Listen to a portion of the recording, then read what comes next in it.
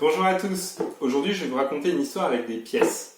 Donc c'est une histoire de cambriolage et c'est l'histoire de deux voleurs, donc une nuit, qui arrivent à s'introduire à l'intérieur d'une banque. Donc voici mes deux voleurs et dans la banque, en fait, eh bien, ils arrivent à pénétrer à l'intérieur de la salle des coffres.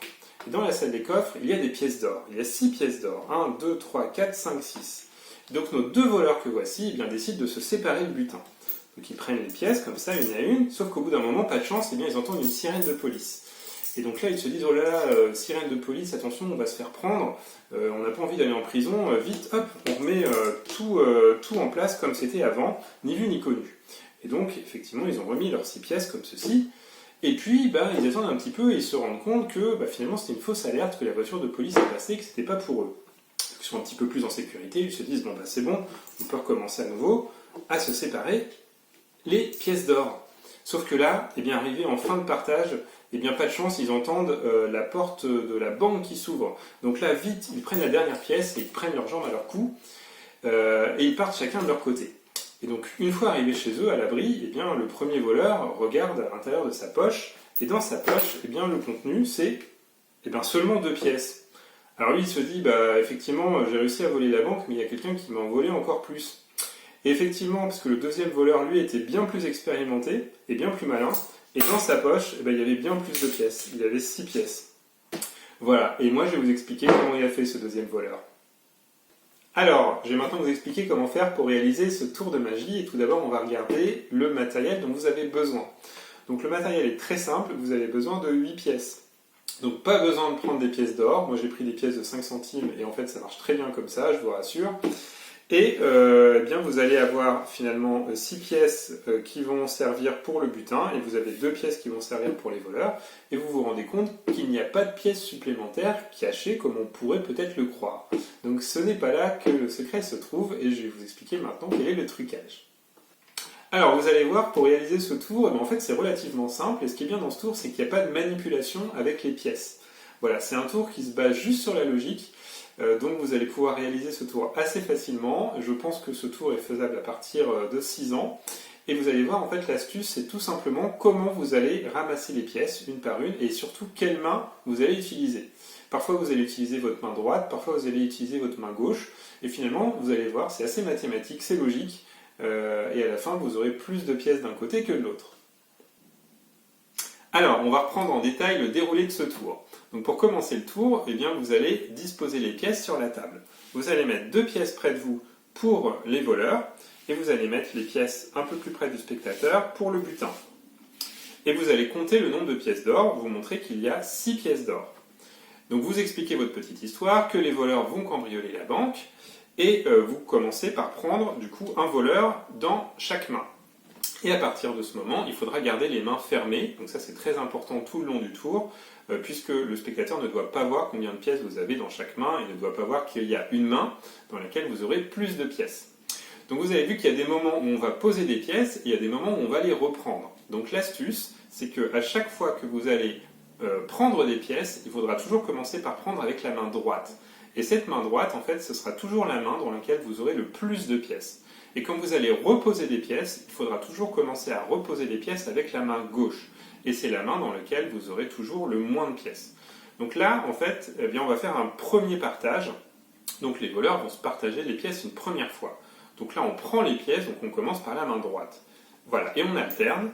Donc là, maintenant, j'ai 2 pièces, 3, 3. Et maintenant, à droite, je vais prendre la 4e pièce. Et là, je m'arrête, je marque un temps d'arrêt, puisque les voleurs se font surprendre par la sirène de police. Donc là, ils prennent peur, et donc ils vont reposer les pièces pour remettre le butin en place. Donc quand vous allez reposer, cette fois-ci, vous commencez par la main gauche.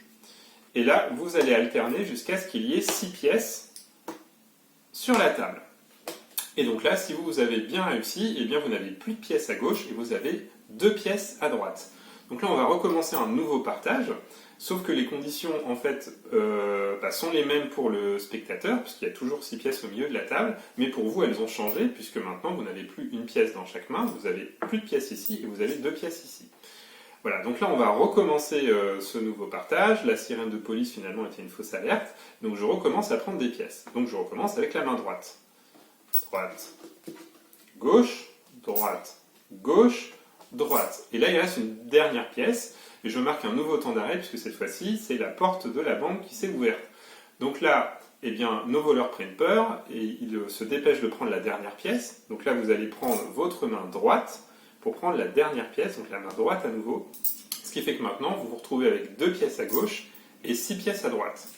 Et donc là, eh bien, la prise de pièces est terminée, et vous allez pouvoir raconter tranquillement votre histoire en disant que les voleurs s'enfuient et qu'ils rentrent chez eux et que chez eux, ils contemplent leur butin et ils sortent les pièces de leur poche. Donc le premier voleur, eh bien lui, il n'a que 2 pièces dans sa poche, et le deuxième voleur, qui était beaucoup plus habile et beaucoup plus malin, eh bien lui, il a 3 fois plus de pièces dans sa poche puisqu'il a 6 pièces dans sa poche.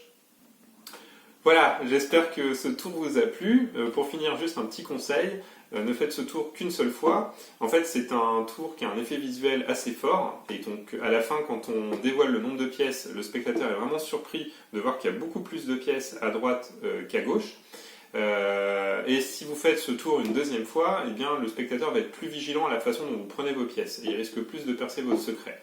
Donc de toute façon, c'est quelque chose d'assez général en magie, c'est qu'on ne fait un tour de magie qu'une seule fois. Voilà, moi je vous souhaite de bien vous amuser avec ce tour.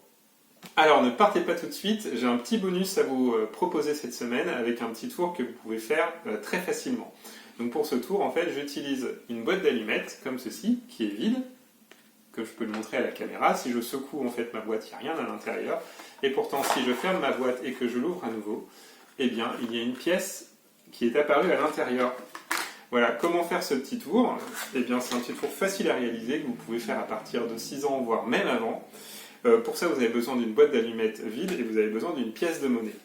Donc, il y a une petite préparation. La préparation, c'est que vous allez ouvrir la boîte d'allumettes comme ça à la moitié, voire un petit peu plus que la moitié, et vous allez venir glisser la pièce entre la boîte et le couvercle, comme ceci. Donc là, je vous montre en fait en gros plan où se trouve la pièce. Vous voyez, elle est entre les deux, comme ceci. Donc là, vous montrez simplement la boîte en fait au spectateur, vous montrez qu'elle est vide, vous pouvez la secouer, il n'y a pas de risque, et quand vous allez refermer la boîte, eh bien, la petite pièce va tomber automatiquement à l'intérieur. Et là, vous pouvez ouvrir la boîte, et vous avez réussi votre effet, puisque vous avez réussi à faire apparaître une pièce.